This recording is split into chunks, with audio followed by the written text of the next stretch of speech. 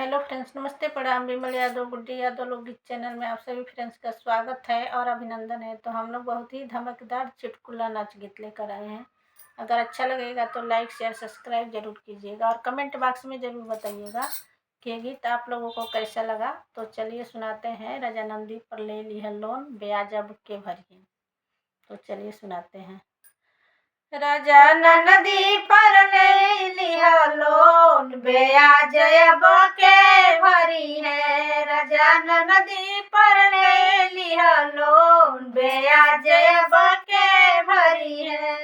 ससुरु हमर गए पूर्वी बनिजिया, ससुरु हमर गए पूर्वी बनिजिया। सासू लड़े दिन रात, ब्याज अब के भरी है। अरे सासू लड़े दिन रात, ब्याज अब के भरी है। राजा नंदी पर ले लिया लोन, ब्याज अब के भरी है। राजा नंदी पर ले लिया लोन, ब्याज अब के भरी है। जेठो हमारे गए अपनी नौकरिया, जेठो हमारे गए अपनी नौकरिया।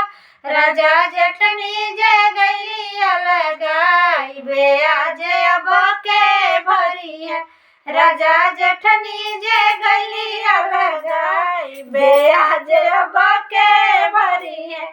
राजा नंदी पर ले लिया लोन, ब्याज अब के भरी है। राजा नंदी पर ले लिया लोन, ब्याज अब के भरी है। देवरू हमारे गए अपनी नौकरिया, देवरू हमारे गए अपनी नौकरिया। राजा देवरानी ने दलिया लगाई, ब्याज अब के भरी है। राजा देवरानी जे गलिया लगाई, ब्याज अब के भरी है। राजा नंदोई पर ले लिया लोन, ब्याज अब के भरी है। राजा नंदी पर ले लिया लोन, ब्याज